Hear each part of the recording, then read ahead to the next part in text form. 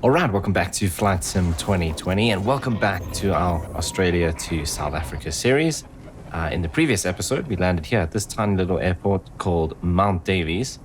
And today's episode is going to be an exciting flight because we're heading over to Ayers Rock or Uluru and we're going to check out that landmark. And when we have a look at the GPS route, I've plotted in a couple of points in that area where we should be able to spot some kangaroos. And then we're actually going to go north past Ayers Rock Airport to, there's kind of a river system or like a delta system there. No, it's not a delta because it doesn't go into the ocean. So just a river wetland system up there where we should be able to possibly spot some crocodiles as well. So that's the plan for today's flight. We're going to start off heading pretty much directly east along this little mountain range to a small airport, which I can't remember the name of. We'll look it up just now. And there we're going to turn left around the mountains and head north to Ayers Rock, see if we can, well, we'll see Ayers Rock, see if we can see some kangaroos in the area and possibly some crocodiles.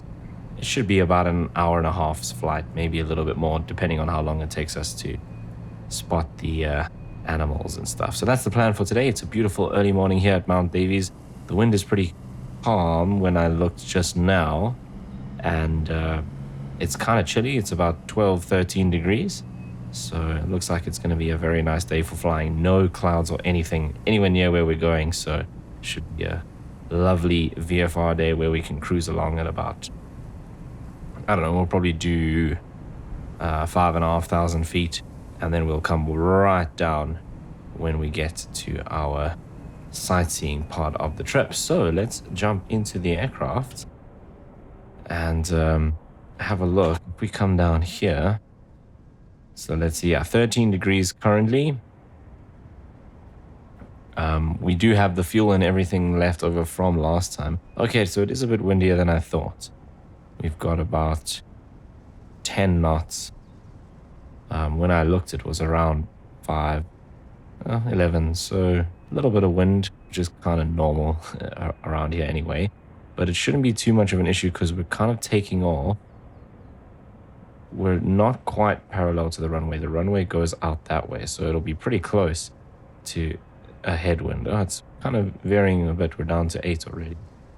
So let's get started with our walk around. So first things first, let's just disengage that. The rest looks cool. We've got our headlamp on, and that should be set to neutral. Right, let's go to the first position, and we can check our flaps.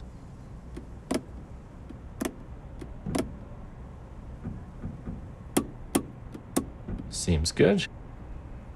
Right, ailerons, not sticking at all, not making any weird noises. I'm not actually... can't actually remember, but there probably shouldn't really be anything in here. Just a little bit at the bottom that we left kind of as a reserve, so that makes sense. One thing I do want to check is, I think if I remember from the previous flight, I had quite a bit more fuel in the left-hand tank than the right tank. Okay, so lights we are going to be off now anyway. Tie downs we've already done. So this is the right-hand tank. So we should see significantly less in here. Cool.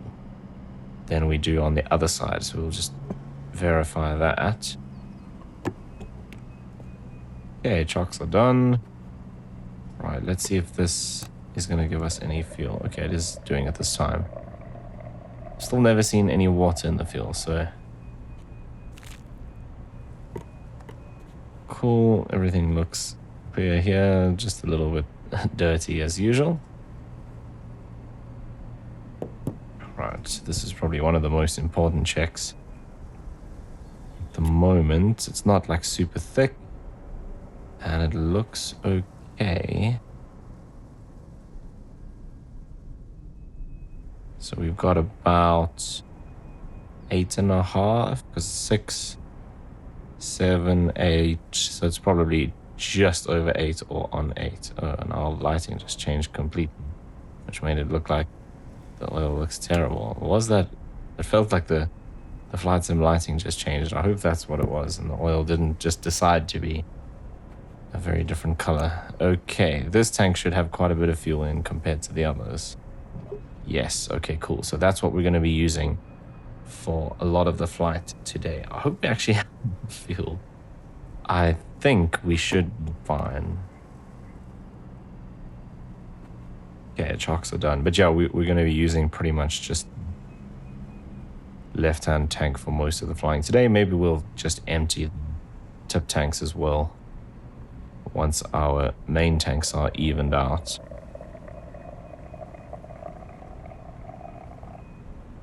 Cool.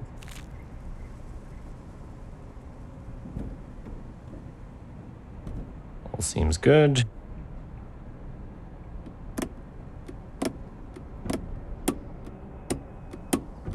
Nice. Okay, that's all clear. Let's check that this is nice and smooth. Seems fine. That's clear. Baggage is all loaded already. We have the same bags that we always have with us. And that is done. So let's close the door. We can seal that up. Let's just get this out the way for now. And then come over here to the checklist. So pre-flight is done. We don't have any passengers. Seatbelts done. Control locks removed. Parking brake should be set, which it is. Gear switch down. Check. Flaps are up. Radios are off. Yes. Autopilot master off. Avionics off. All the electrical switches are off. Check that our circuit breakers are all in, which looks good. You'll see the white line if they're popped. Okay, rotating beacon is on. Cool. Engine start. Fuel selectors. We're definitely going to be on the left-hand tank, which we are. Cool. Mixture to rich. Throttle cracked. And prop pull forward. Right, carb heat should be off. Check. Master switch on. Fuel pump on. Check that we get fuel pressure. And it should start slowly coming up now. There we go. We see that rising. So that's checked. So we can switch off the fuel pump. We're going to give it quite a bit of prime because it's been a while since I've flown this aircraft.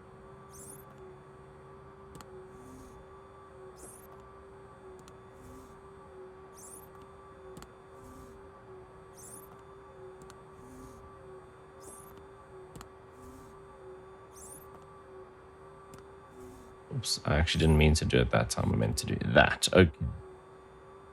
Mags to both, which is over here. Clear prop. Prop area clear. Looks good. And then we engage the starter and see. Hopefully we get a good start nice and quick. That doesn't seem encouraging at all. Nope. That's a bit worrying because that seems like we might have a battery issue. Okay, we'll try and give it a bit more prime. I am on the main tank here, not on the aux. Yes, okay, cool.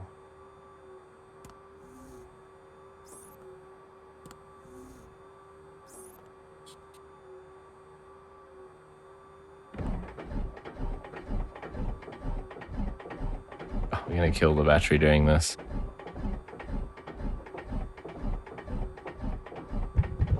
There we go.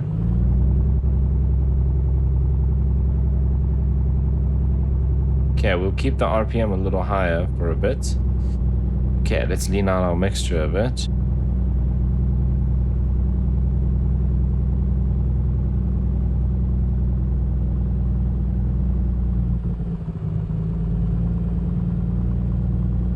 Something like that. Right, so prime is locked. We can now turn on the avionics and the radios.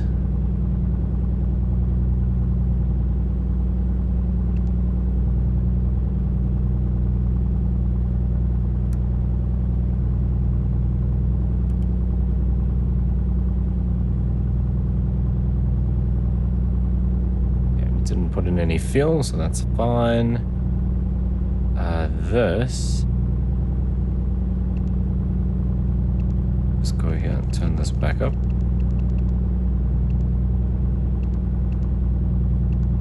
Cool, our routes is already programmed, so we're good to go there. And in fact, what I'm going to do is just put this on auto and see how that goes this time. It was a bit bright when we were flying at night, but that seems fine, so we'll leave it there until we need to change it. Okay, check the ammeter. That means we're charging the battery, so that's good.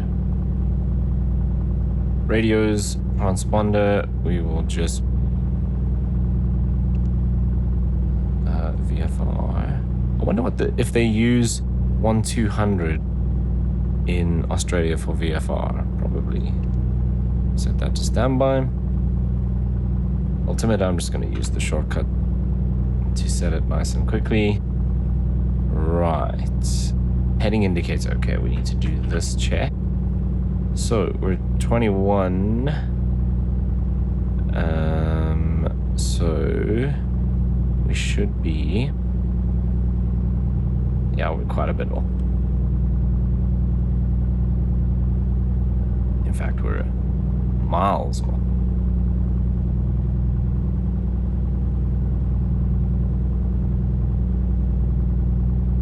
Okay, so we should be around there. Maybe just that side. Oh, that's pretty much bang on. Okay, so that looks good. Always pull that out so that when you try to set your heading, you don't screw up your calibration. Okay, that's good. And heading indicator, we're gonna kind of set to match the runway. I'll line that up once we get onto the runway. Landing gear, green, check. Nav lights are on, because that's set. Can't really see anything from here when it's light, so that's cool. Parking brake release and test the brakes, so we'll do that now. Cool. And now I'm going to bring the throttle back, which actually doesn't matter because we're going to do the run up here anyway. So yeah, maybe not the best idea because we want to face into the wind, so we'll taxi out a little bit and position into the wind.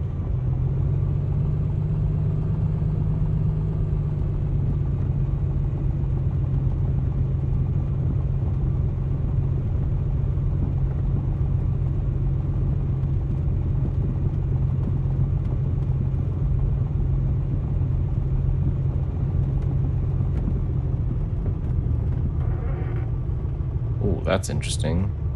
Feels like the brakes are sticking.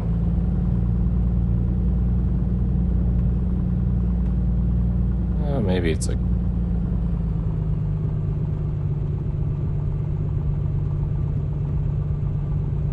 Right, so we'll kind of do something like that. Parking brake on. Okay, fuel quantity. Right, so we're actually more on the right-hand tank than I thought. Tip tanks, basically empty, little bit on the right-hand side, according to these gauges, which aren't super accurate. So we'll run the left-hand tank for quite a bit, down to the first dot, and then we'll switch over and go down to the first dot on that one. Then I'll empty that right-hand tip tank. Yeah, and then we'll go back to left. Okay, so next we need to go, I think we'll leave the mixture where it is, it's fine. We'll throttle up to 2000.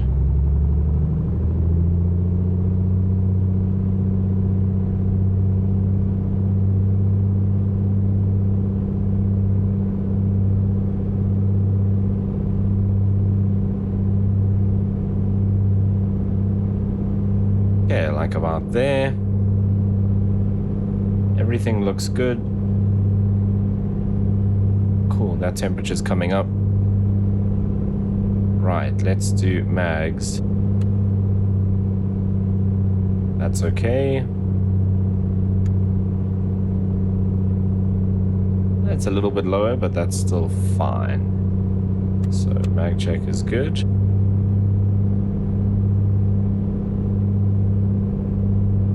Right, then we just cycle our prop.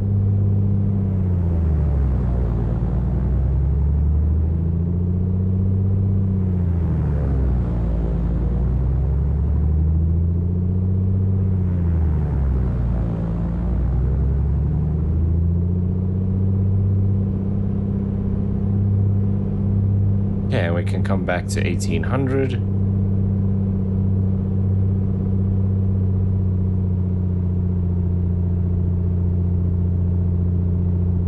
Just check that everything is kind of stable and all still looks good, which it does.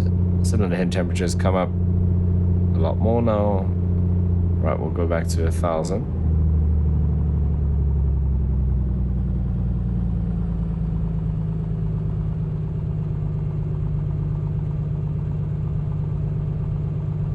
I should have actually checked the carb heat when we still had the throttle up a bit. But yeah, it is working. Okay, let's release the parking brake. Go ahead and taxi out this way. See, those brakes are a little sticky.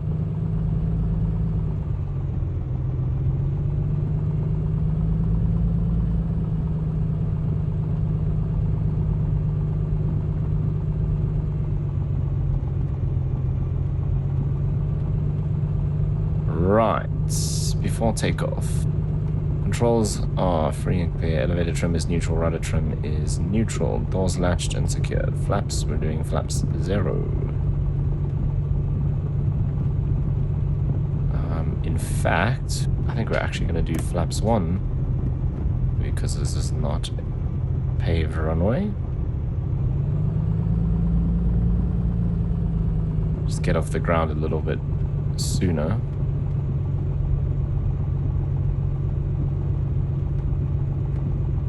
A little bit of a left crosswind.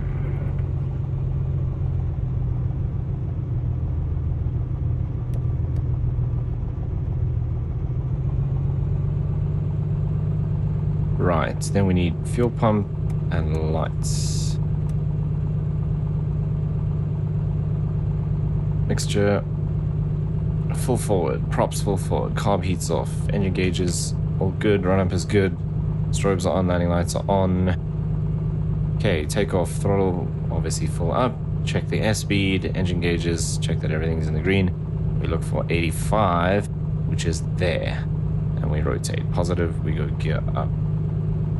And then flaps up and aim for 105 to climb out. Okay, here we go.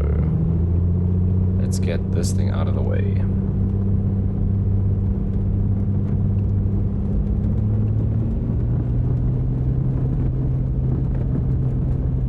Right, airspeed's alive, everything's in the green. There's 80, there's 85. That's a little bit gusty with the crosswind, but we're good. There's 100. We've got positive rate, so we'll go gear up, and we can go flaps up as well.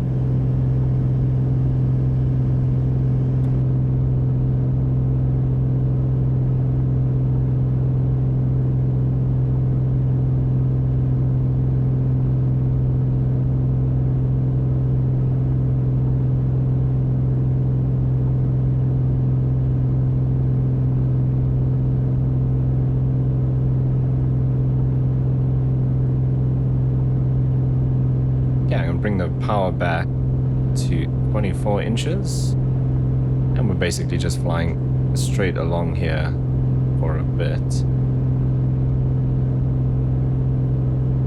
Go back to our map,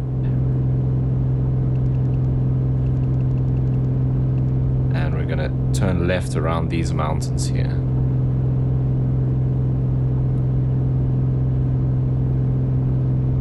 Okay, then we can bring the prop back to 2400.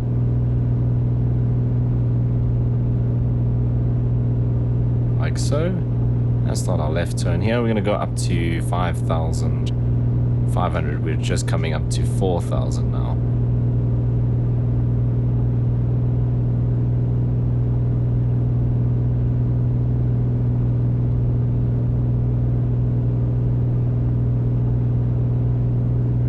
there's 4,000. We can turn the landing lights off now, and we can turn the fuel pump off as well.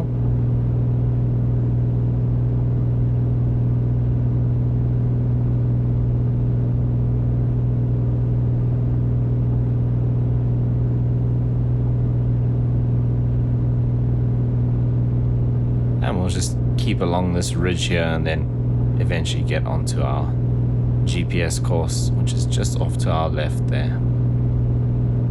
There's the airport behind us. A little bit bumpy, close to the ground, but it's actually nice and smooth where we are at the moment. We're climbing about 1,000 feet per minute, so coming up to 5,000 now.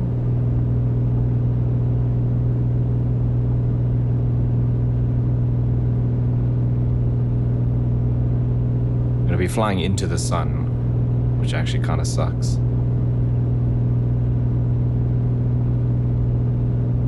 Okay, 5,000 feet.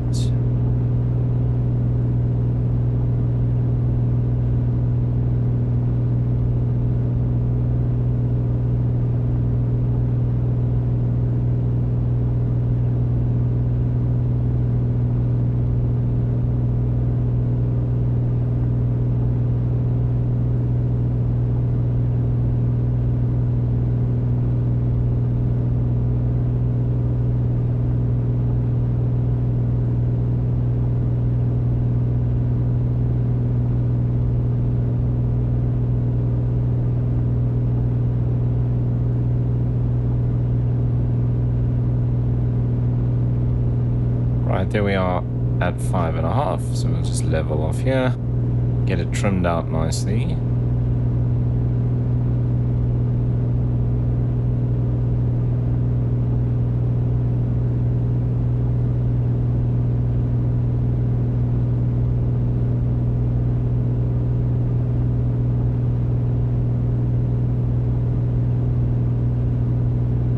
I think we've got plenty of altitude now to cross over this ridge.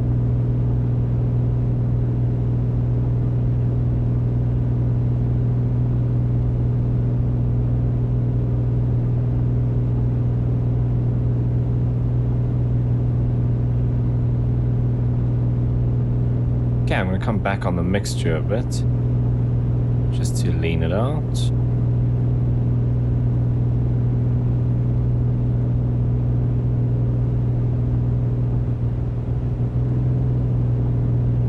And just keep an eye on the cylinder head temperatures as we do that. Oh, climbing quite a bit over the ridge here.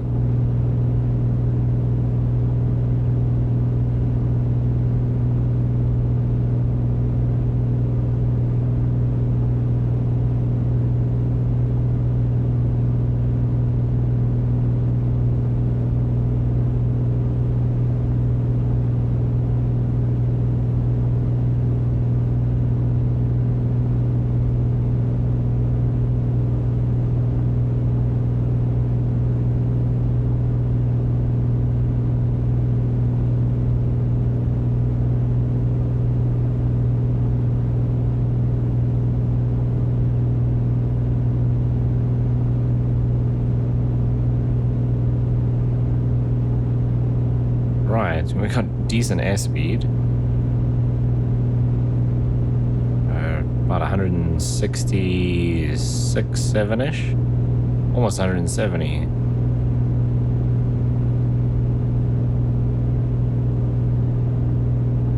She still wants to climb.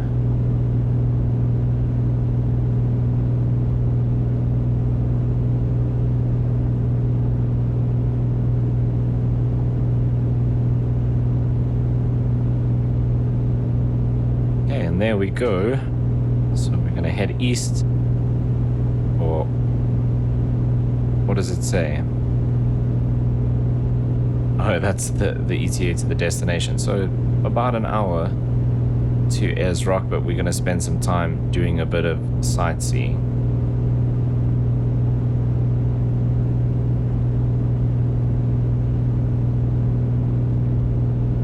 Got some really good speed today. We're a bit lighter than on the other flights because we're not full up with fuel.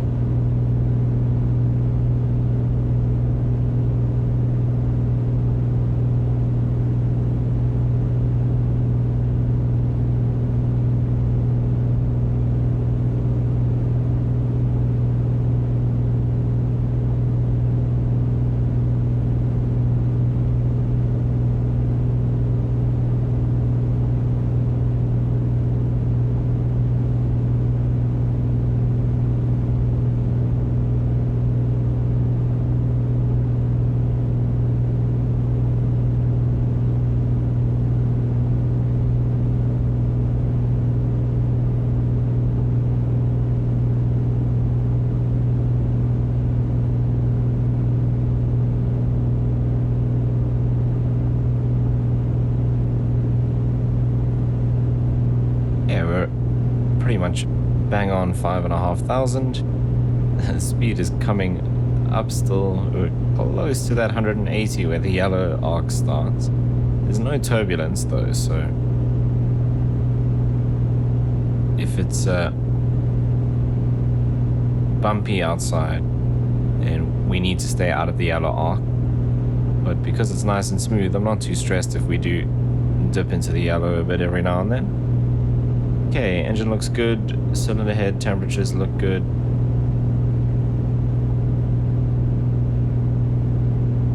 Right, we're expecting about an hour. So let's call it an hour and a half. Give it a bit of extra time for sightseeing. And we've got, if I go here, just over 2 hours endurance with the fuel on board according to our computer. So looking pretty good in terms of fuel, at least. Making very good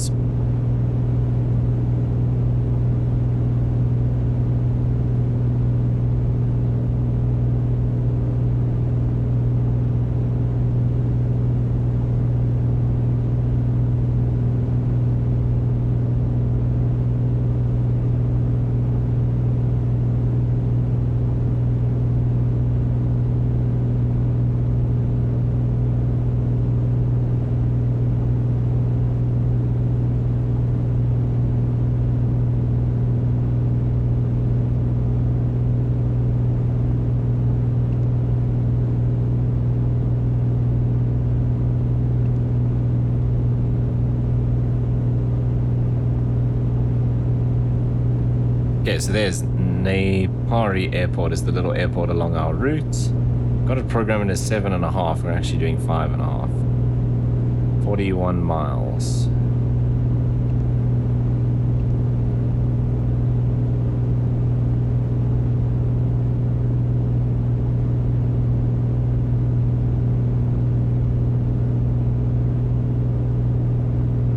Beautiful morning to fly.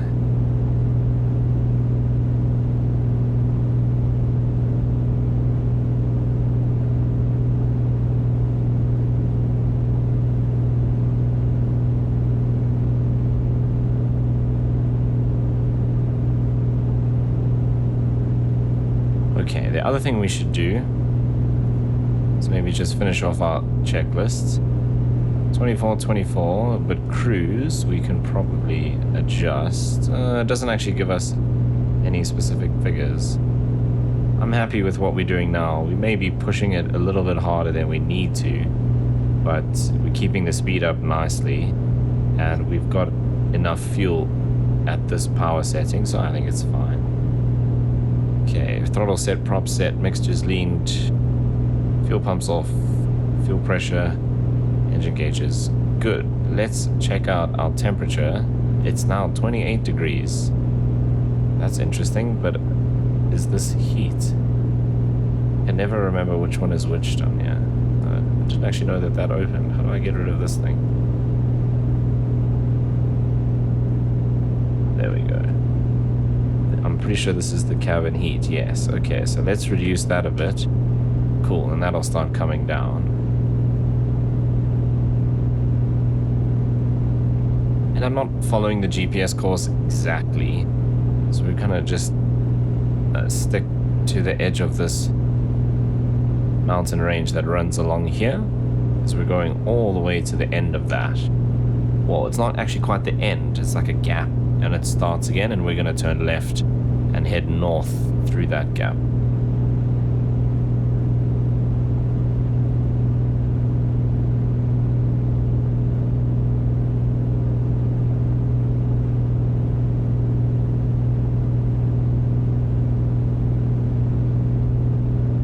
Obviously, in reality, you wouldn't need this to set your temperature, you'd just be able to feel. So we're now at 26, we want to aim for about 22, 23 degrees is pretty comfortable. Wow, we've got a 30 knot headwind now. That's wild.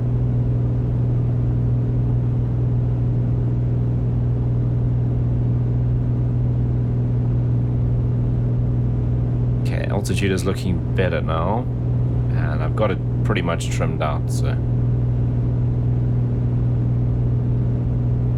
yeah, the temperature is slowly coming down, so I think we should be good at that setting. We can get this out of our way.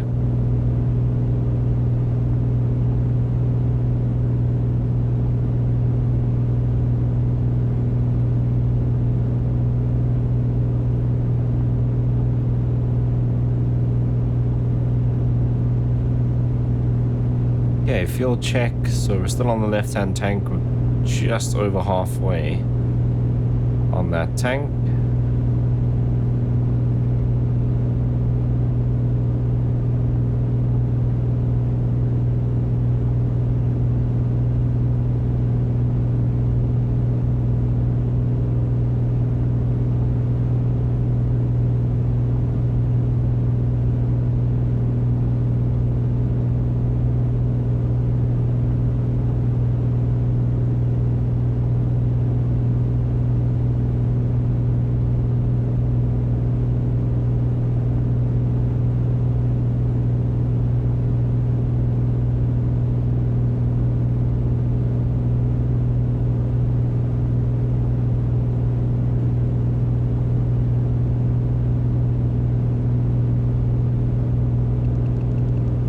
So here's the mountain range we're going to be flying along to Nepari and then up kind of northeast actually.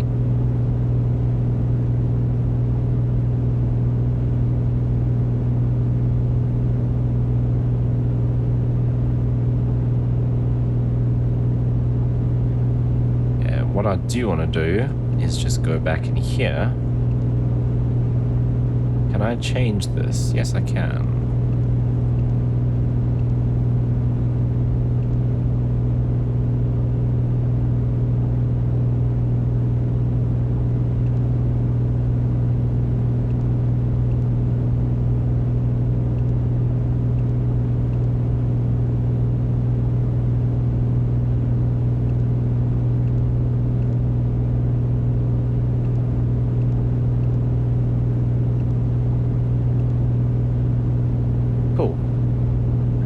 Altitude's good, speed's still up there, even with that headwind. That's insane.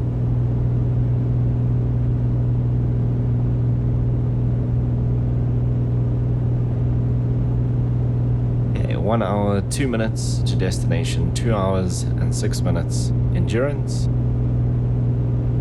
Cylinder head temperatures are good. We can probably actually lean out our mixture just a little bit more. You'll see the endurance go up from 204 to 210. So not a change really.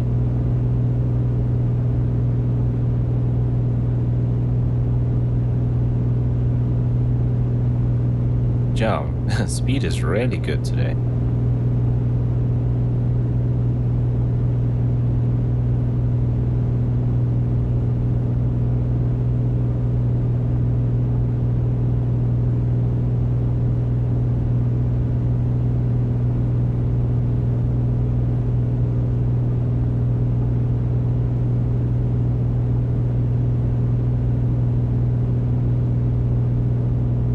About halfway to that Nepari airport.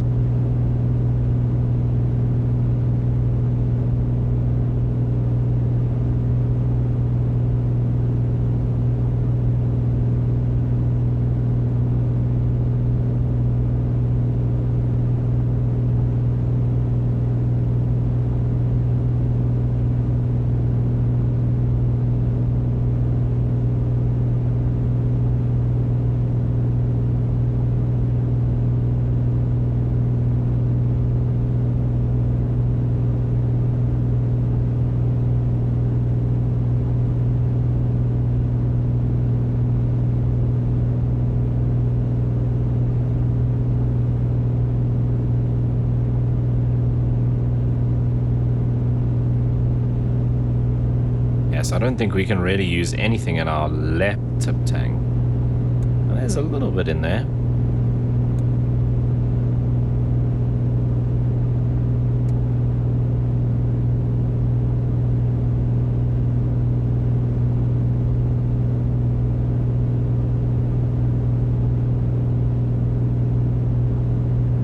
still not using the autopilot. I've actually just got it trimmed out really nicely. So we're just gonna hand fly on like this.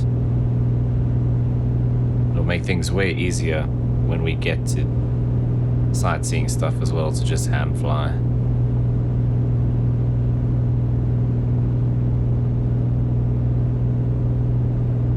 I'm not sure how easy it's going to be to spot kangaroos. The Comanche is a little fast. Well, I have to slow right down and get the flaps out. Maybe even do gear and flaps.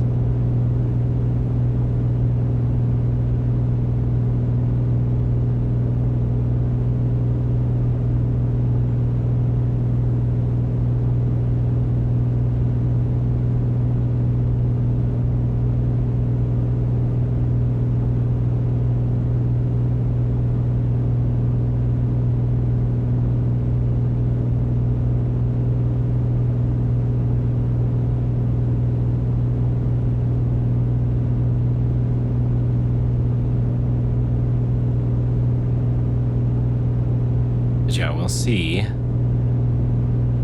how that's going to work once we get to Ayers Rock, which that's going to be easy to see. But spotting the animals is probably going to be pretty tough.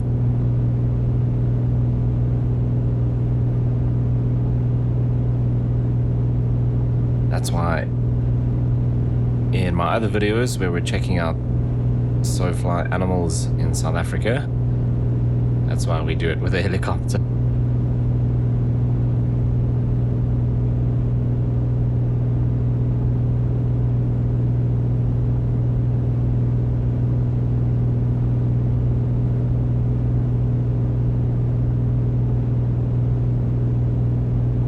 Right, we need to see if we can spot this little airport as we get a bit closer. We're still 20 miles out. There's a road down there actually. Wouldn't be surprised if that road is actually going exactly where we're going, to this airport and then up towards Ayers Rock.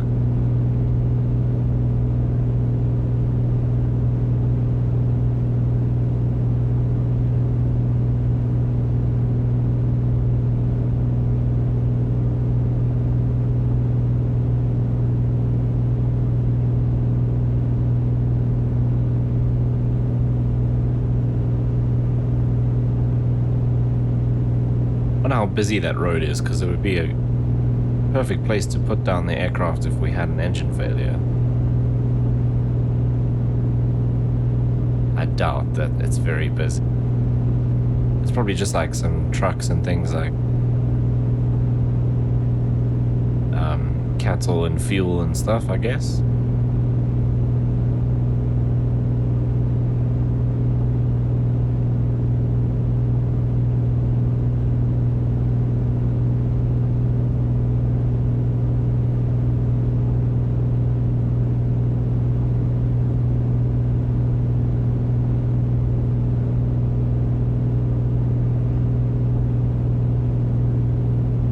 Okay, fuel check. We're pretty much balanced now, still a little bit more on the left. And then obviously our right-hand tip tank has got more in it. So I think we'll go down to 1 dot, burn off the right-hand tip tank. See if we can get anything out of the left tip tank as well. And then flip over to your right-hand main tank.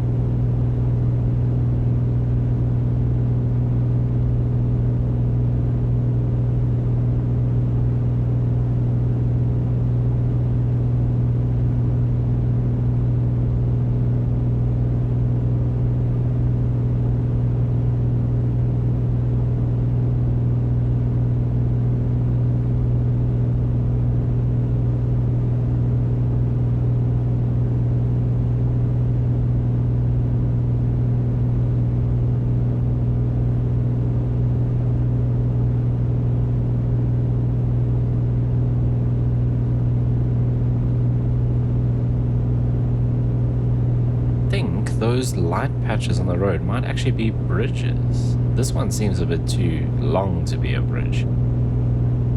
But like that one back there is just over that, which could be like a river or a stream.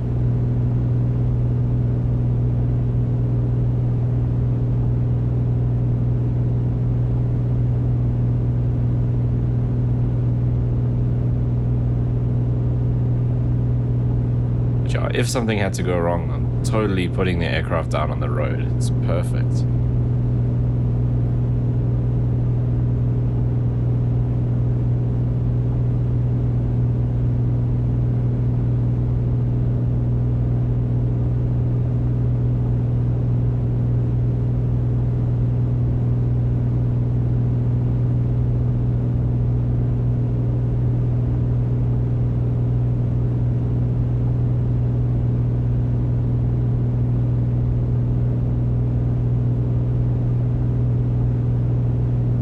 What is our outside temperature?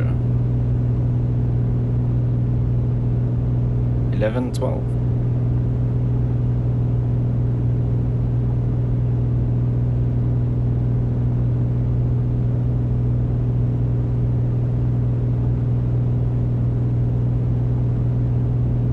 If this road does turn left here, so we're going to go a little past the airport, because the airport's not quite on the edge of the mountain range. But if this road does actually head that same direction, it might be a good idea to stick with it.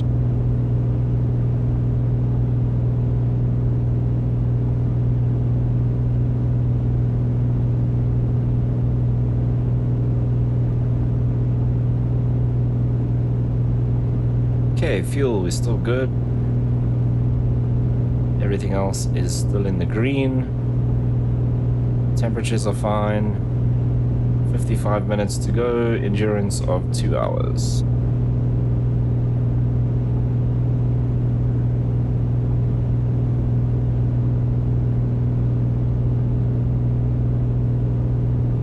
And see how the road bends to the right there. I wonder if that's like a little town.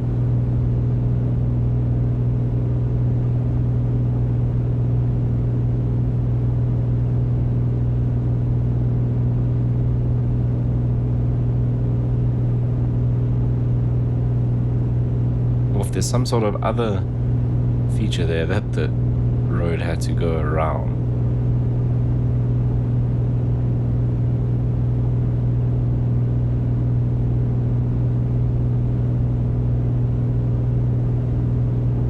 Right, this little airport should be just here somewhere.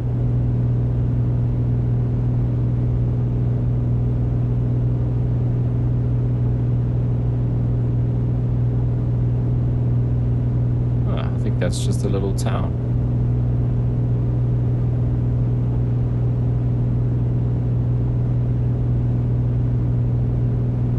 That might be the airport over there.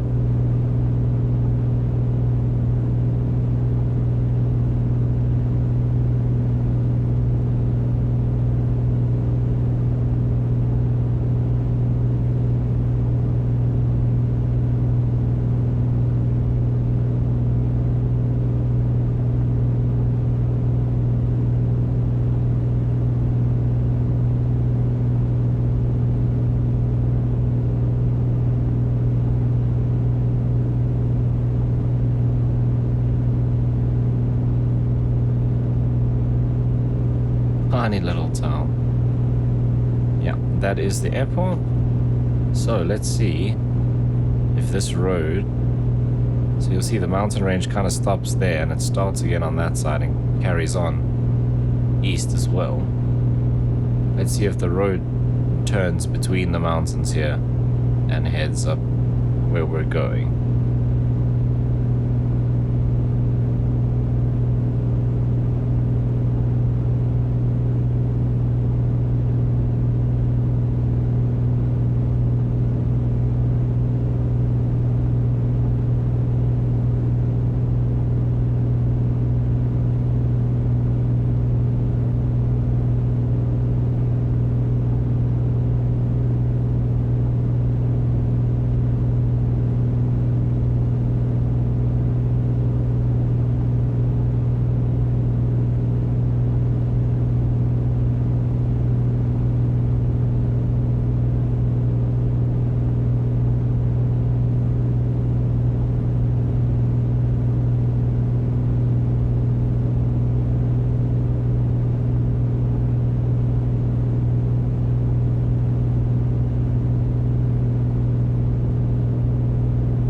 Alright, so we're passing over the airstrip. A little set of buildings on that side.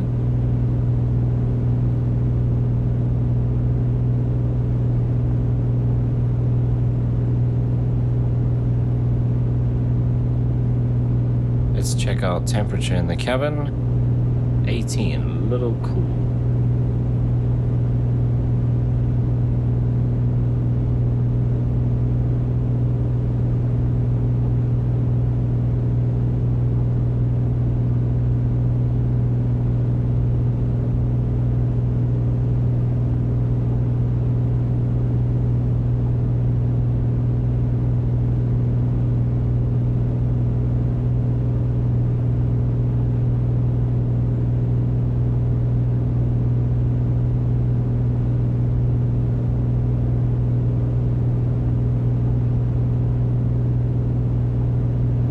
Our GPS has clocked over to the next waypoint.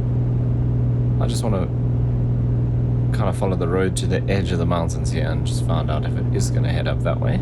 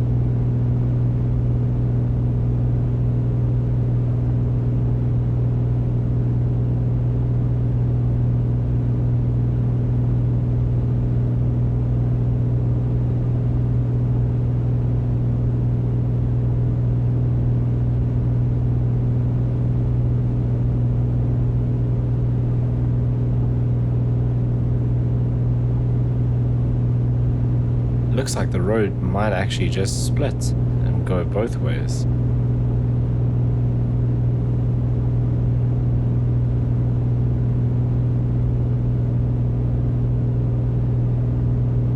Which I guess would kind of make sense.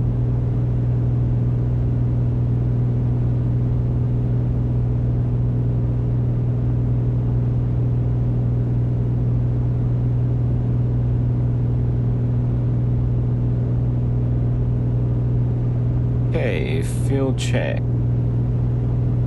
Still looking good.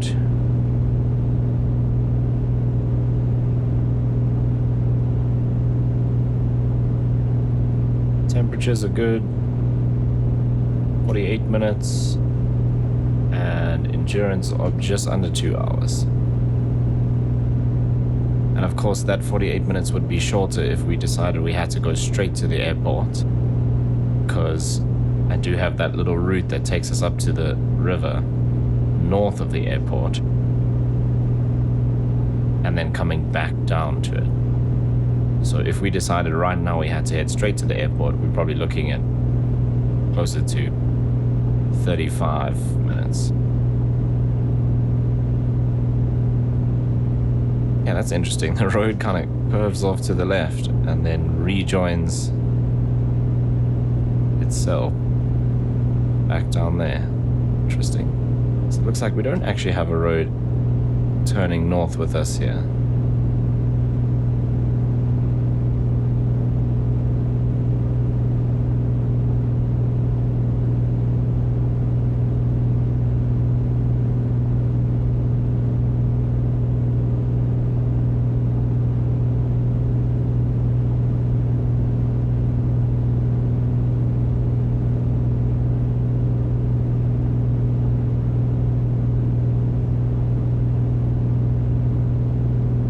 Okay, well, we are heading out to the north.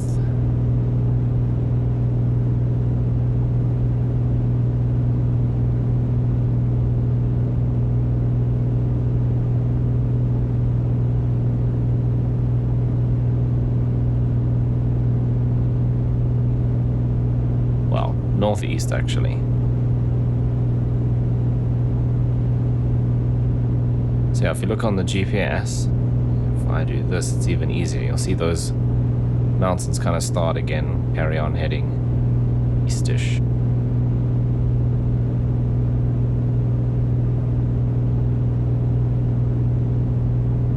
But we do have a road down here.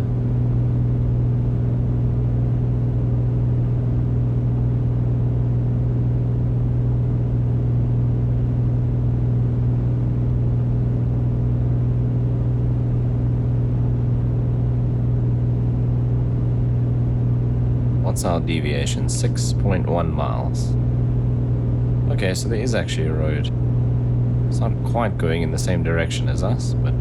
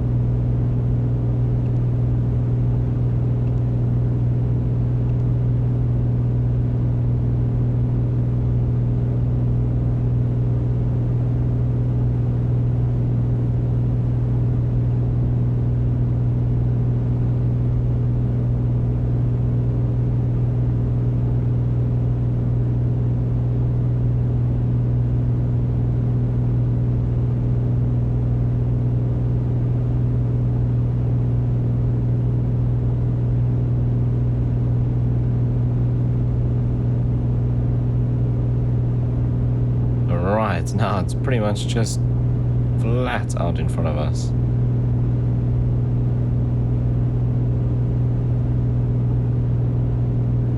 And we're about 56 miles from Ayers Rock.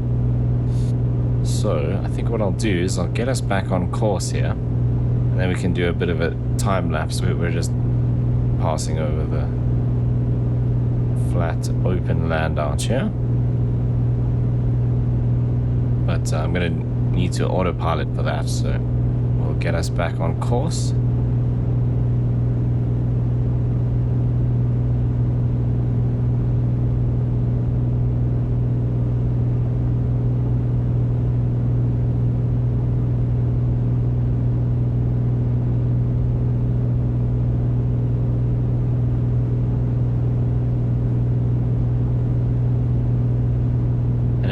Before we do that, let's see now that the tanks are balanced, the main tanks, let's finish this fuel on the right hand side here.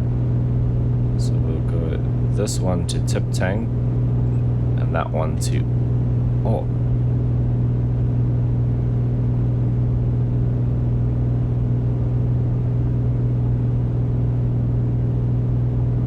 You can actually see the aircraft when I let go pulling a bit to the right, probably because of that fuel in that tip tank. Could also be a bit due to the wind,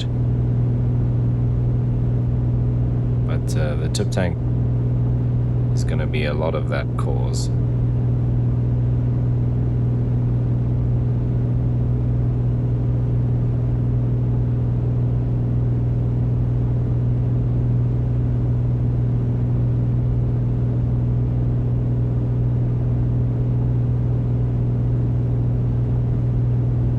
Okay, let's get the autopilot master on so that that can warm up or sort itself out.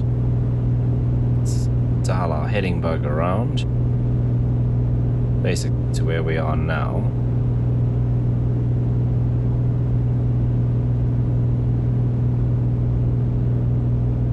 Then we'll go into heading mode. And we're pretty much bang on altitude, so we can do altitude engage as well.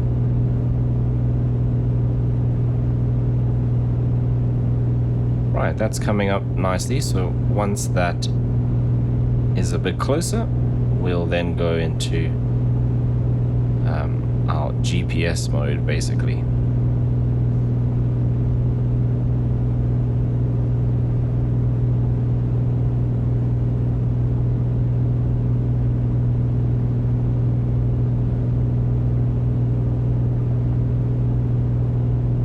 Okay, otherwise speed's good, feels good.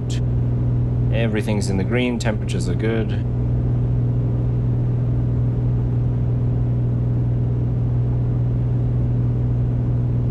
And we've been running for about 47 minutes. So 47 and a half minutes since we fired up the engine. Okay, coming up to our GPS course now.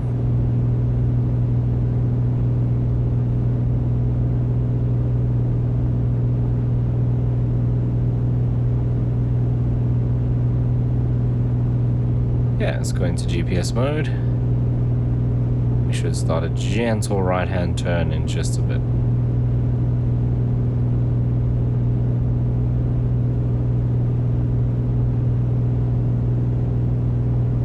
Except we won't, because I haven't set this.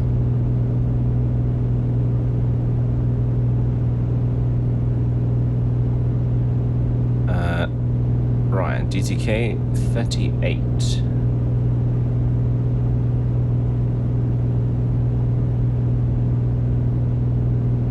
About there.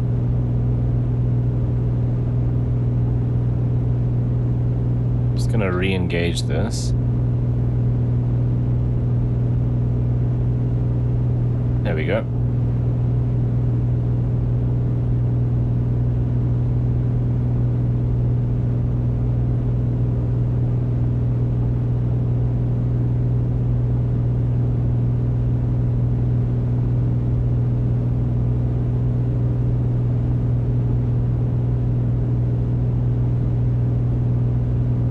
So I'm not actually going to do the time lapse yet because I want to still be around to deal with the fuel which we're draining from that tip tank.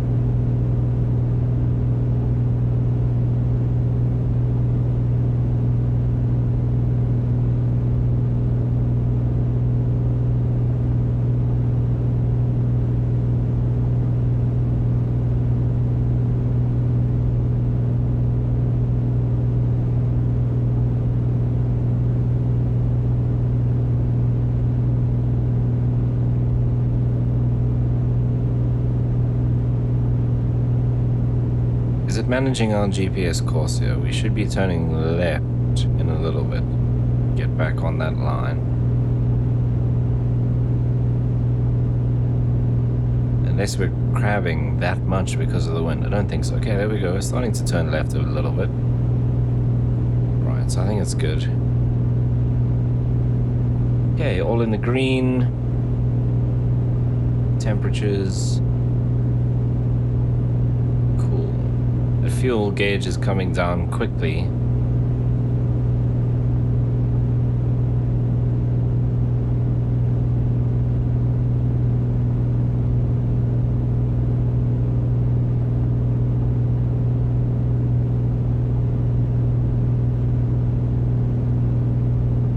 Okay, autopilot is doing its thing.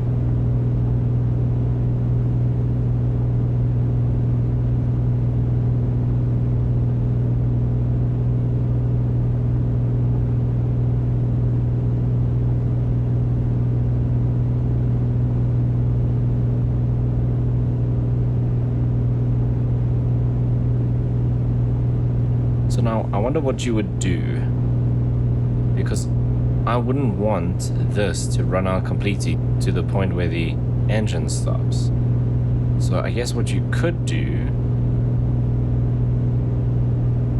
we can't have two right-hand tanks, meaning we can't use the right tip tank and the right main tank. But what I could do is use both tip tanks, even though they're very close to being empty. And as soon as this one is done, flip that over to the right tank, or I could put that on the main tank, which we don't have a risk of it running out complete. And then when this is totally done, switch that off, or go right, just invert, right main, left tip and drain it until it's done. Because that way we won't completely run out of fuel. Well, not run out of fuel, but starve the engine of fuel and have it switch off.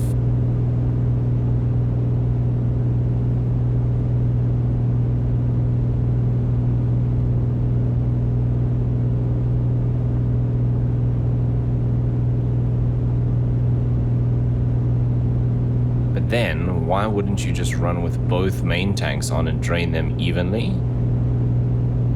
I don't actually know, I just know that they don't really do that.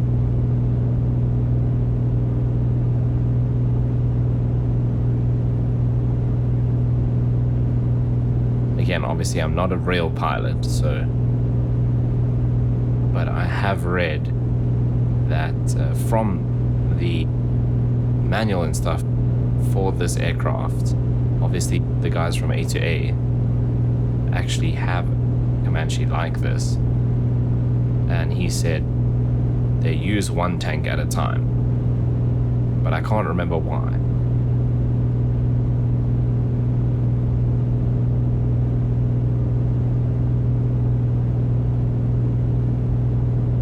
I reckon this one's probably empty now. There's a tiny bit in here, so let's do this. And we'll go there and there.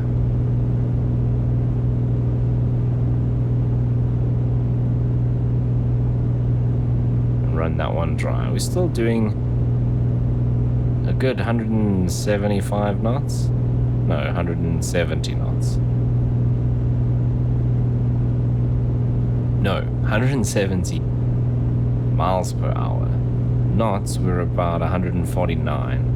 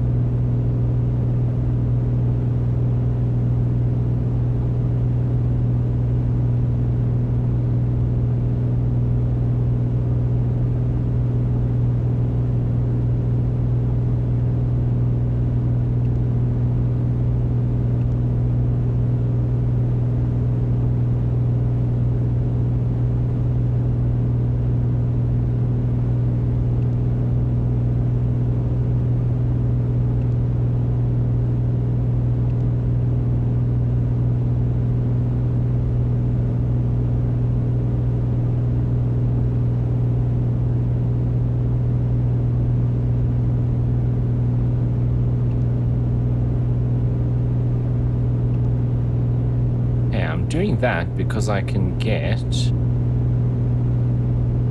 Oh, I thought I would get my ground speed here. Why is that not working? Is it because I don't have a station dialed in? So let's check. This VOR is 117.1. It's a good idea to have in here anyway. I don't get ground speed. Oh, because that's standby. Genius.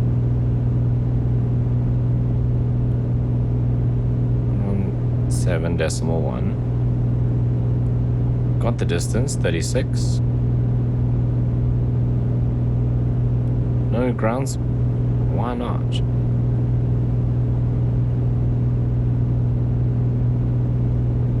I didn't think that you would have to dial this in.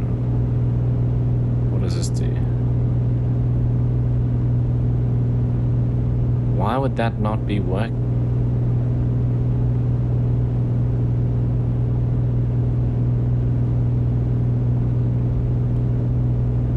No time.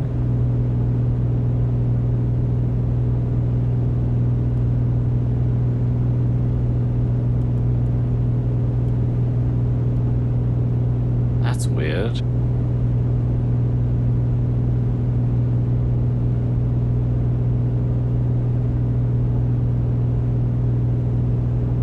Because I thought I could replace my ground speed there and read it from here, but it's not showing anything. Okay. Well, 12 minutes to Ayers Rock. I think this fuel should be done, so we can probably turn this off now and stay on the right-hand tank. Can we see anything up ahead? Not at all.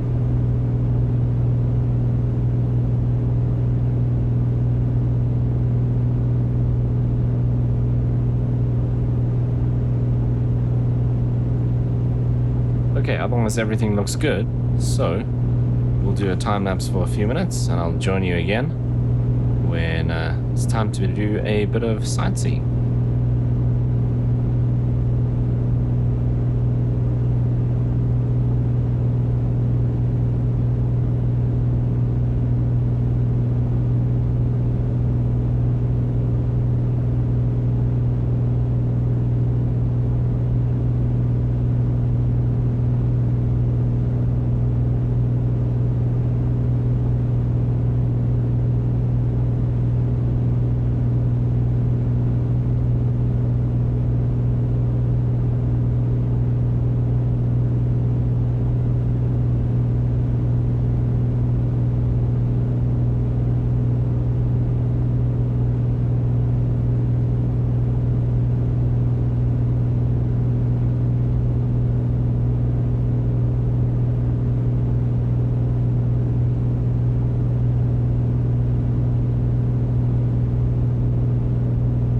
Right, as you can see, we are approaching Ayers Rock, so I'm going to take back control. I'm going to start reducing the power, and we're going to descend quite a bit. So we have already got a view of our first landmark on the trip. What we need to do as well, and the other reason why I'm descending, what that is out there, is see if we can spot some kangaroos. There are supposed to be some in the area around the rock itself. I don't know if it's like a national park or something, or if it's just like open, but there's supposedly some around there. So we'll do a couple of orbits, get nice and low, get nice and slow, and see if we can spot some kangaroos. Then the next waypoint that I've got after this is I don't know if it's some sort of like research station or something like that, but we'll check it out. There's some sort of big facility kind of north of the rock. I don't know what that is out there, just another mountain, I guess. It is very weird. I mean, there's nothing around here, and then just this big rock, I guess, mountain.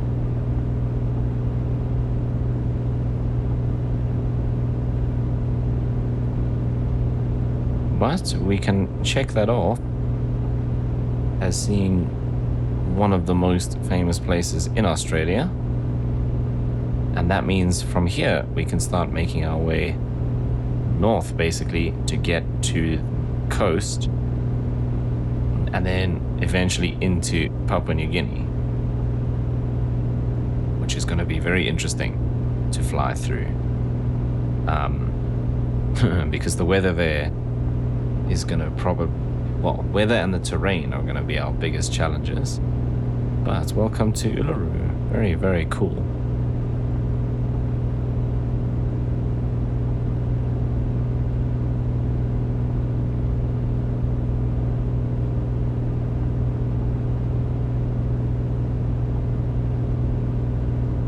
Yeah, I don't know how effective the Comanche is going to be for spotting animals, but we'll see how it goes.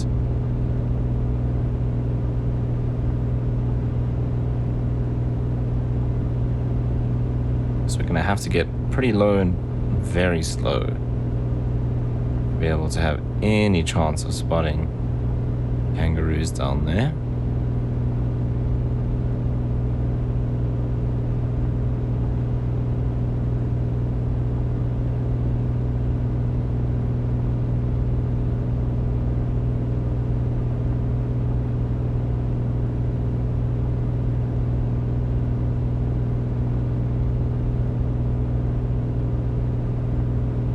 Alright, so we'll start slowing down. Must be probably like a tourist setup over there. They'll do like tours around it, I'm pretty sure.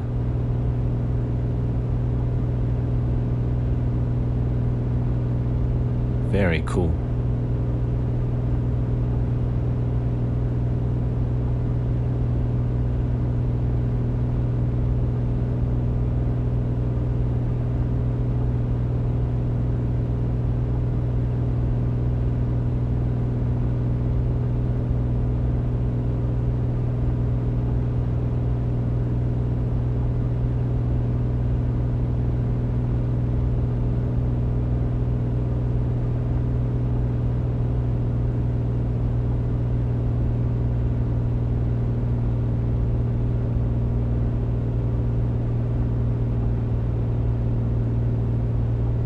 I would assume probably can't just fly up to it like this in reality. I'd say this is probably some sort of protected area, national park, something like this, or at least a restricted area around here.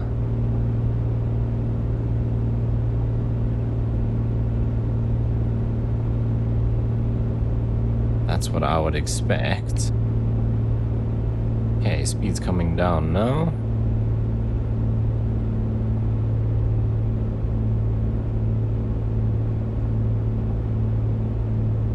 So let's start getting flaps. I think we'll do flaps 2. See how that goes. This bleeds off really quickly once we get the flaps in.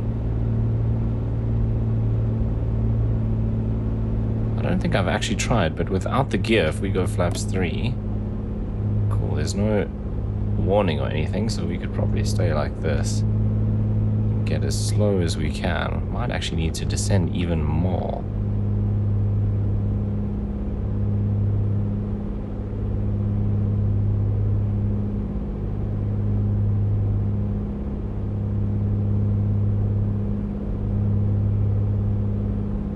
Let's see if I can get trimmed out here and zoom in a bit, because I do have a waypoint in the area. Okay, so the area that I marked off was out to our right hand side.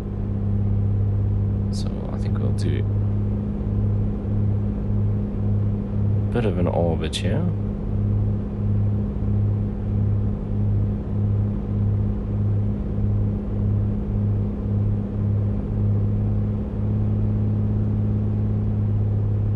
And remember to keep an eye on this. We're not looking out the window and stall it into the rock. That'll be brilliant, wouldn't it?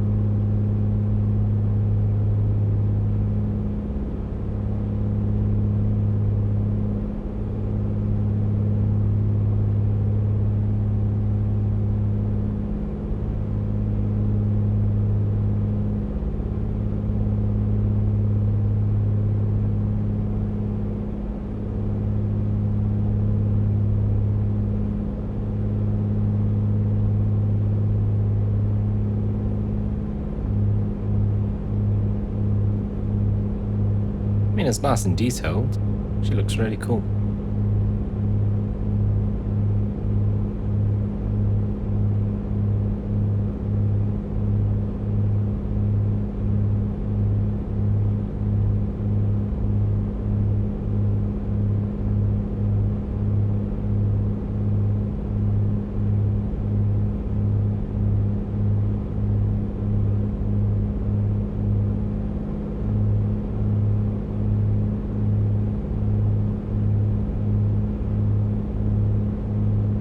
Definitely drifting into it with the wind though, which is not good.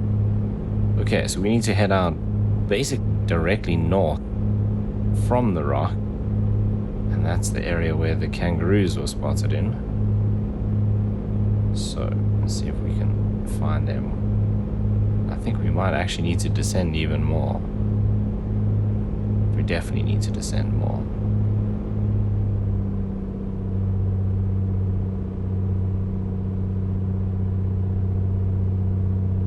So it's quite a bit out to the right here.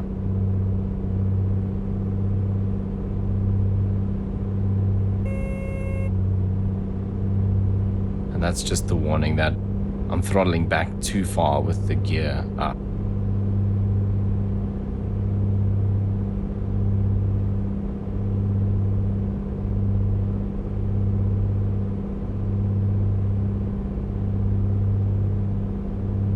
Okay, so we're heading pretty much north now. According to the... Yes. North is a little bit to the right. And the compass kind of agrees. Cool.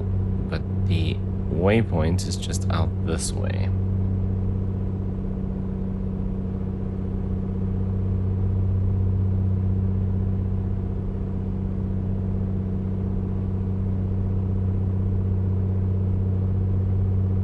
Wow, it's actually quite a way out this way. Oh, that's the lodge. That's not the kangaroos. Whoops. Oh, not... yeah, it is a lodge. Longitude 131 lodge. Okay, so the kangaroos... I know they were slightly to the north. So let's do a bit of an orbit here and see if we can spot anything. This is going to be difficult.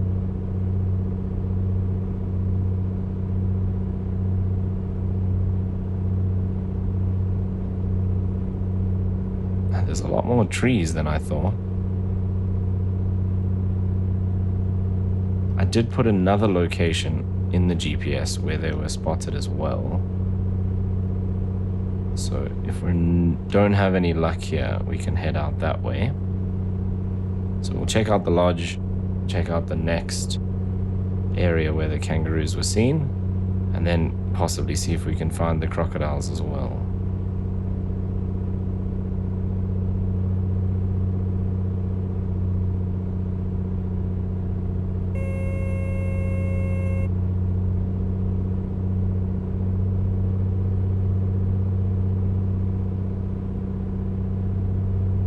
See anything.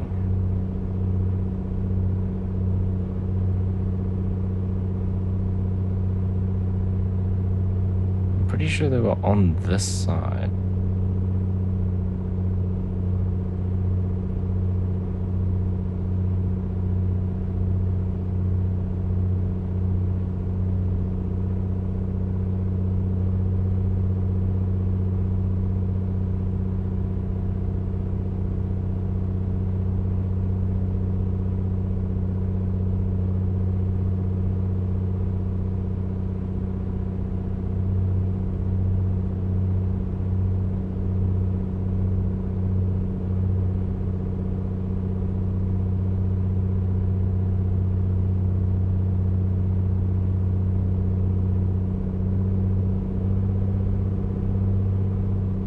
If they're near this kind of tourist thing here.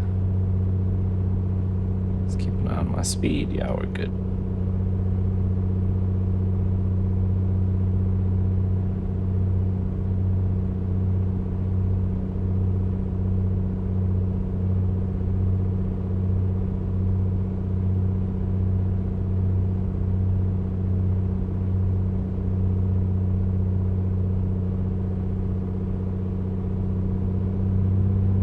Okay, well, since I didn't mark these on the GPS, I think we're going to struggle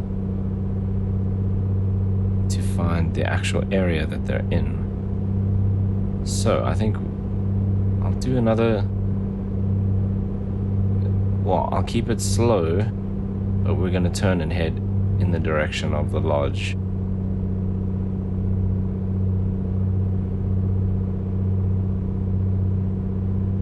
I think this is going to be very difficult in this kind of bush to we spot anything like a kangaroo, there should be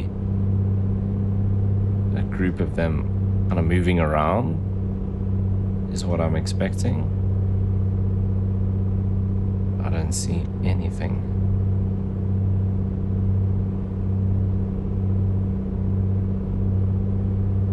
But they do move as well, so.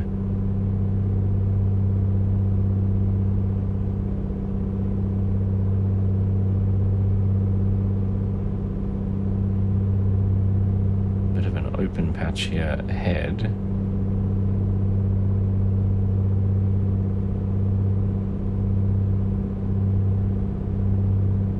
This also isn't our last opportunity to spot kangaroos. We can obviously look for them in a couple of other places around Australia. The other thing is, I wonder if we're too high and too fast for them to actually spawn in anyway. Because if I remember on the other videos where I found the animals from the helicopter, you have to be pretty close for them to spawn, so let's see. We'll head to the other location and see if we can find any there.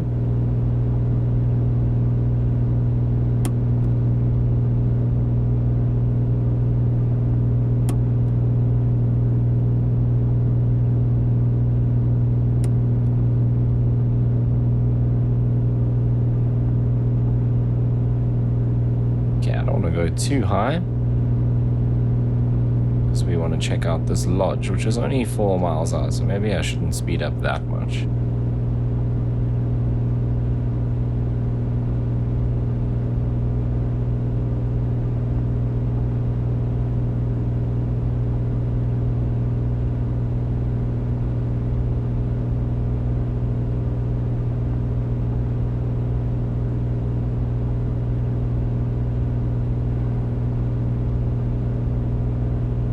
Also, I think what I'm going to do, we might leave the crocodiles for this episode, because they're in the direction that we're heading once we leave this area anyway.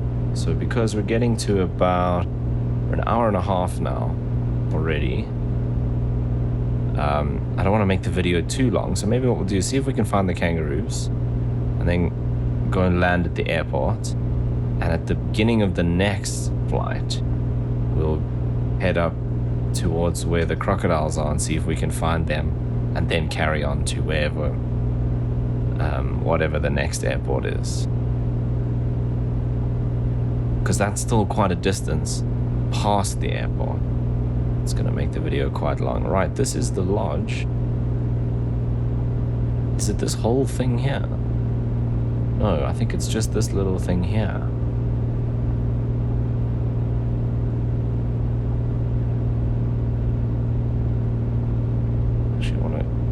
Turn even harder. Right, I don't know what all that stuff is out there. Is it just normal buildings? This is the lodge here. Yeah, I think that's, yeah, those are just normal buildings.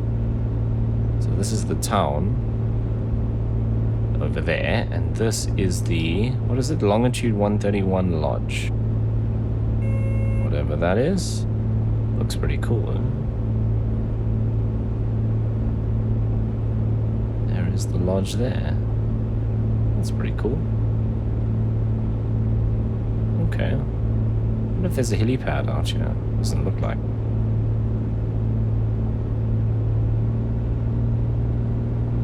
Okay, so that is the lodge, and the kangaroos were reported out this way, because this I actually have a GPS point for. So I reckon if we go there and can't actually see them, then it might be a case of them not spawning because we're too fast or too higher. However, the lodge and obviously Ayers Rock itself spawned in, so I would expect the animals to be kind of similar in terms of the range at which you can see them. They're just a lot smaller. Okay, how far out are they? 6 miles.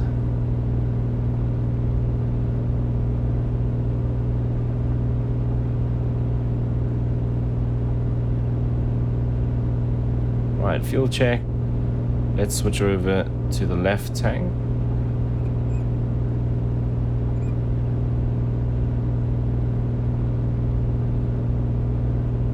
There's actually a vehicle going down this road. This looks like a nice road though.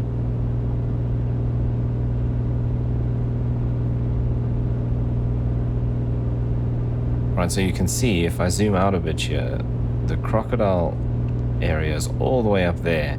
So I'm going to go all the way out and back again. So I think after this, see if we can find the kangaroos. We'll land at Ayers Rock, and then next time we'll start by going out to the crocodile area.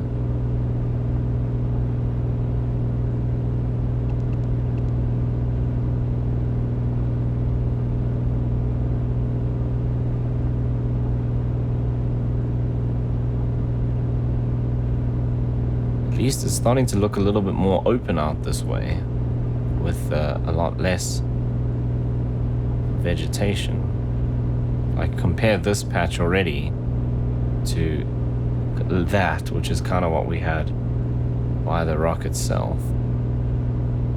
So hopefully we have a better chance of seeing them out here.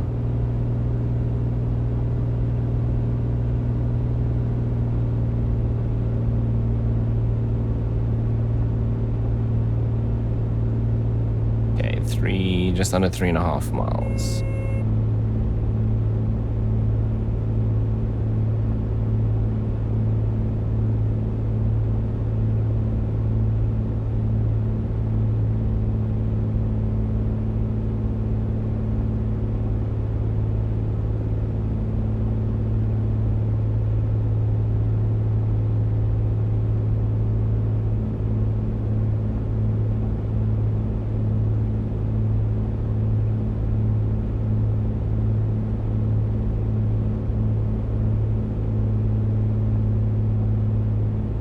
Start getting the flaps in, which will help us slow down a lot as well.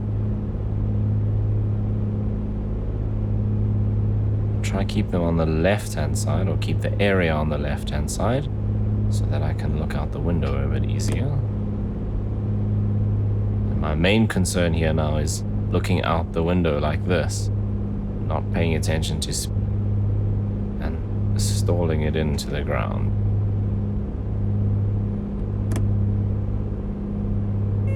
Full flaps now.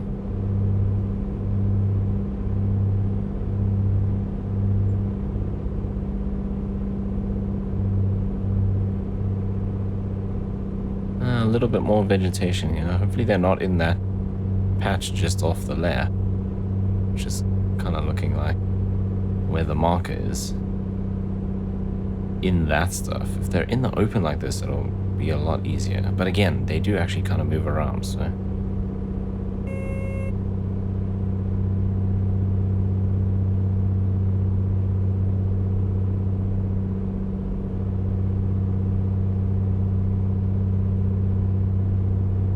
maybe I just need to be even slower and even lower.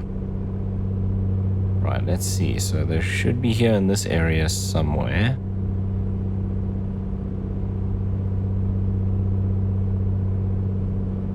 I don't see anything.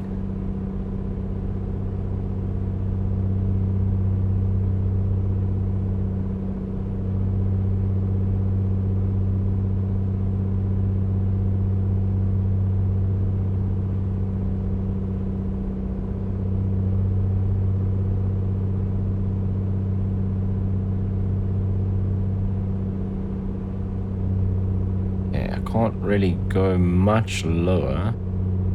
Can get a little slower, just have to be careful.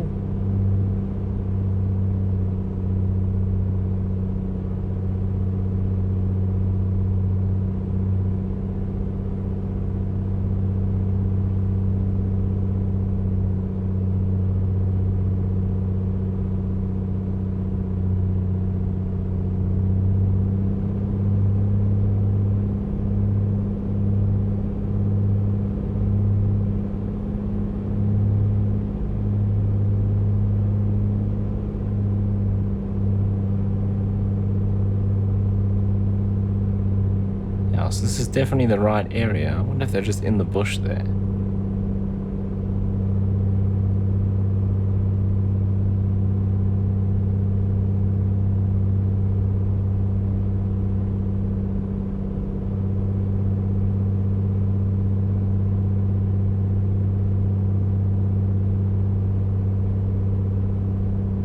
Oh, wait, there they are. Oh, they're just running.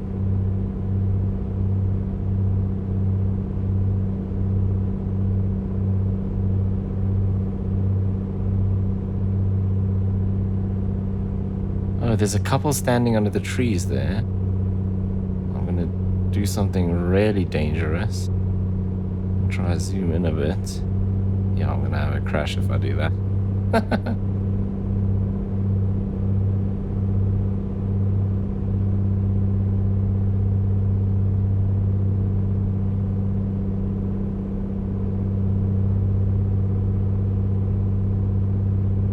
Speed, I'm still bang on 80, so we're okay there.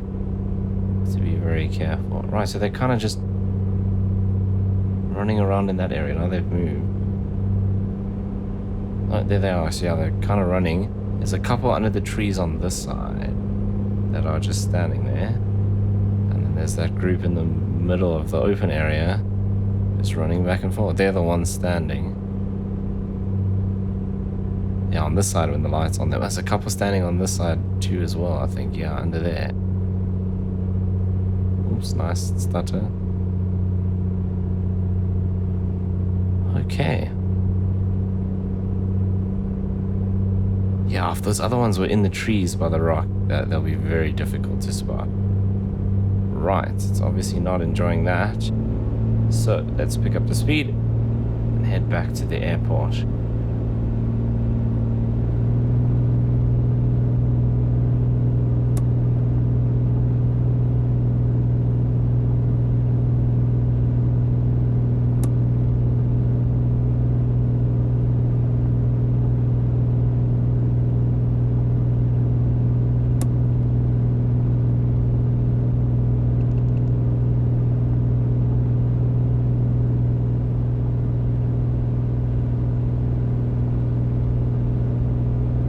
Okay, so what I need to do now quickly is get the information for the airport. So great, there's no weather available. Brilliant. And I think in reality this airport, it would actually be towered. So we contact the tower and ask for active runway and wind and information like that.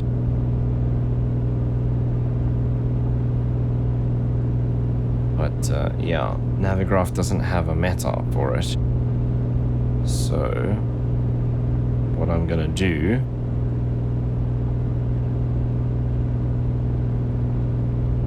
is just see if I can find it somewhere else.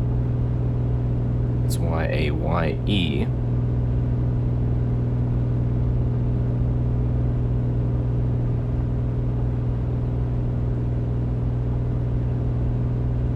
Yeah, nothing.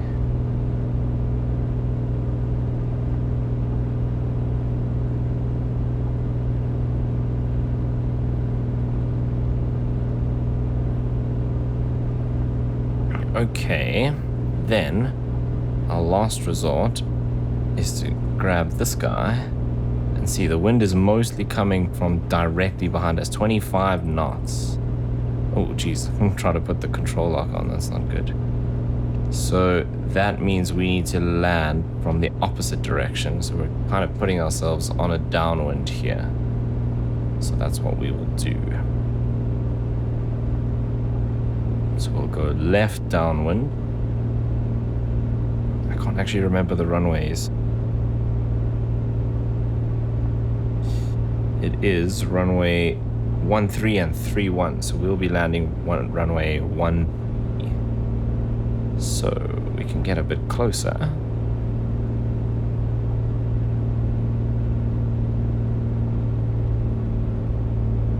Right, and we can do prop full and mixture full. We'll switch over to the fullest tank, which they're actually pretty much identical. So yeah, we might as well just leave it there. There is the airport.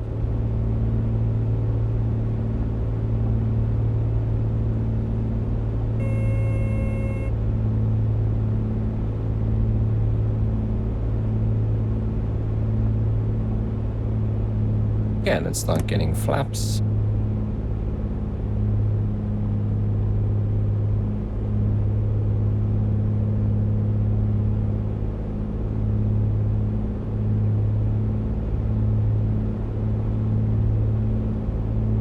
Okay, we'll go gear down and get the rest of the flaps in.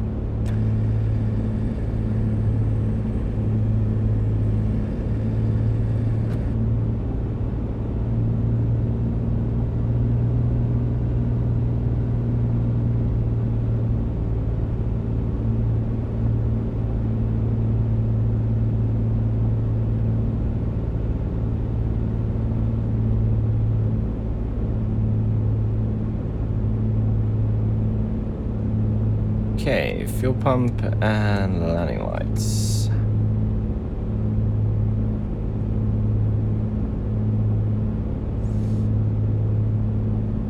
Okay, autopilot fuel pump, mixtures, fuel pressure, prop, carb heat, gear, flaps, landing. Airspeed 90, cool.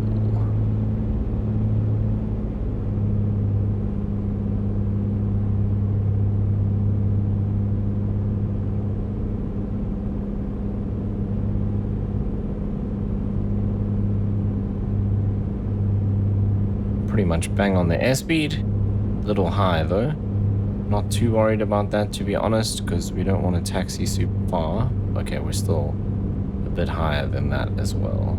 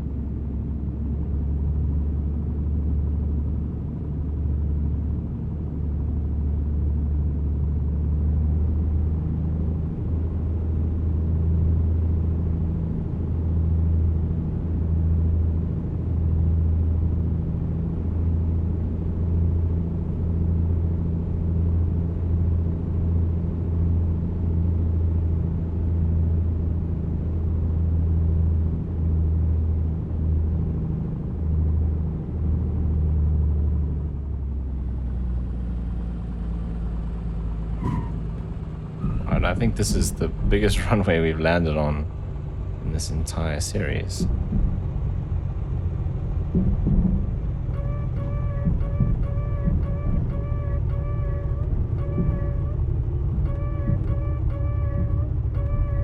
I think I'm gonna have to have my brakes checked here because it's pulling to the right.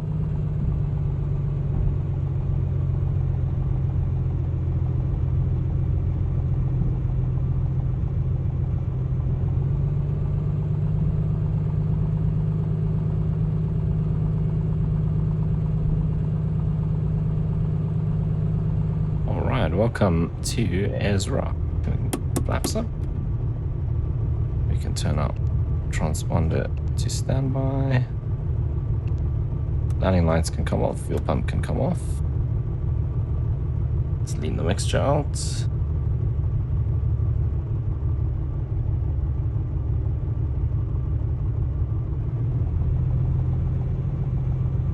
Right, and then what's the temperature like inside here? 21, pretty fine, so we don't need to really open the door up in it or anything like that.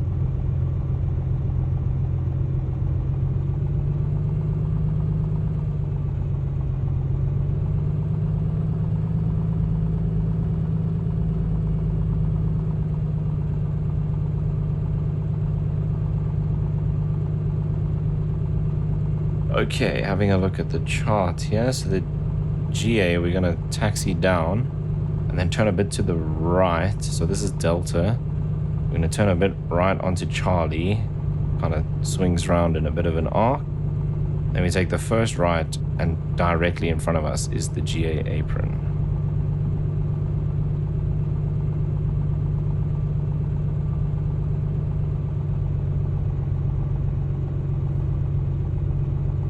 Okay, after landing, flaps up, strobes off, fuel pumps off, mixtures done, trim set to neutral. control.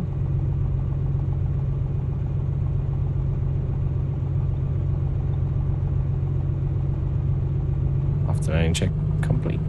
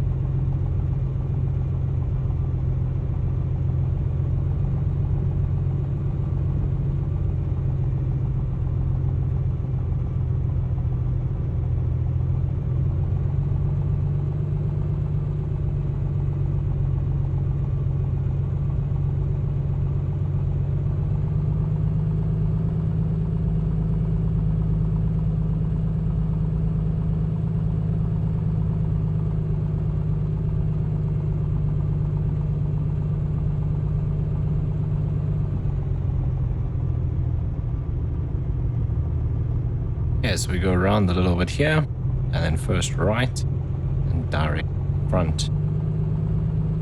We'll GA apron. Right, probably should have turned this off actually.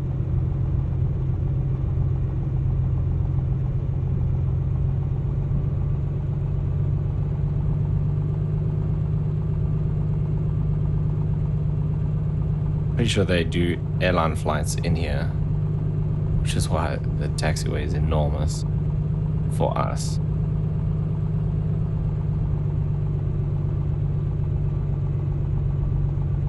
I think Qantas operates 737s in here and Jetstar 20s. Let me actually look.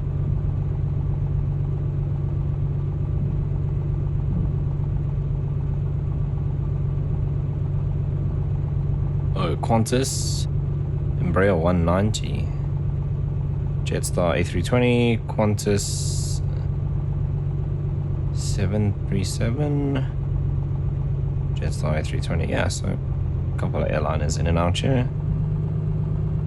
Not very many. So like, I'm just looking at today's departures, and there's 4 flights. So a Qantas Embraer 190 going to Cairns, Jetstar A320 to Melbourne, Qantas 737 to Sydney, and then a Jetstar A320 to Sydney. That's it. I'm definitely going to have them look at my brakes here though, because it's pulling to the one side. So that means there's something wrong with one of the brakes.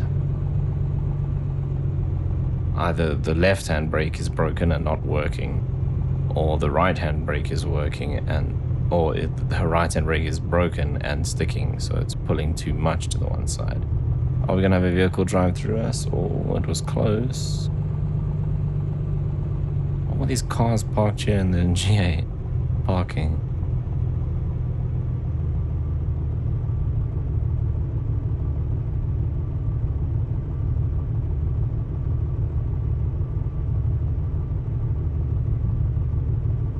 I don't know if this is actually parking, it's just like a taxiway. They're other side of the line, so maybe that's where the cars are meant to park. But in front of us, so that's obviously the stands for the airliners. This here is the general aviation parking. There's the fuel. Oh, I think we just take one of these.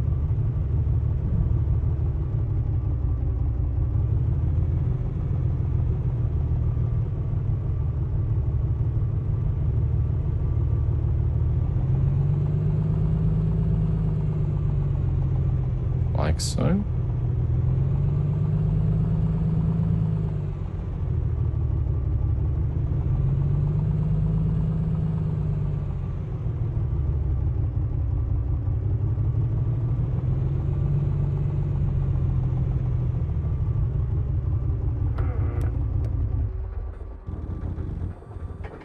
Right, how about that?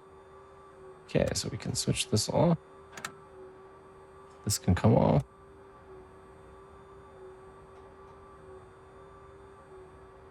And this back.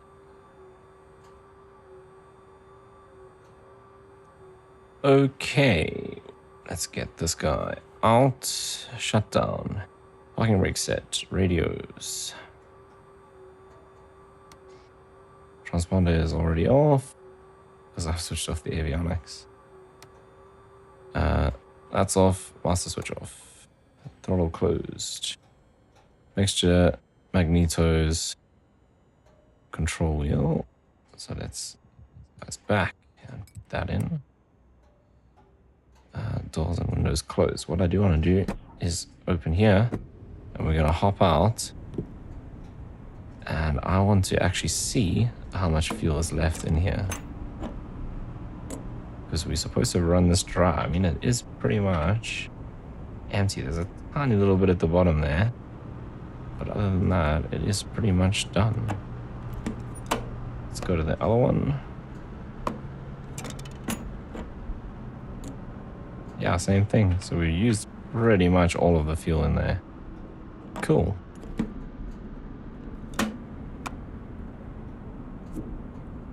Tie downs. Which is the other one? This one. Cool. And then we need to do this one as well. The chocks we can't put in from this view. Ooh, wait, can we? Yes, we can. There we go. Once you've done the tie downs, I think these become available. Right, chocks are done. So let's go back inside. And we can actually get a bit of a view with Ayers Rock in the background. So that is going to bring us to the end of this leg. So that's about 2 hours. It's pretty much bang on. It'll be just under 2 hours, which is perfect. A little bit of sightseeing. Obviously, we can see Ayers Rock there in the background. We got to see some kangaroos, so we've ticked those off the list. And then in the next episode, we're going to be heading north up towards Papua New Guinea, and eventually we'll cross over the ocean into Papua New Guinea, which is going to be interesting. But we'll see at the beginning of the next leg if we can go and see some crocodiles, which are not far from us up to the north here on like a river system. But that is going to be it for this video. If you did enjoy it and you want to follow along with the series, you know what to do down below, and I'll see you in the next one.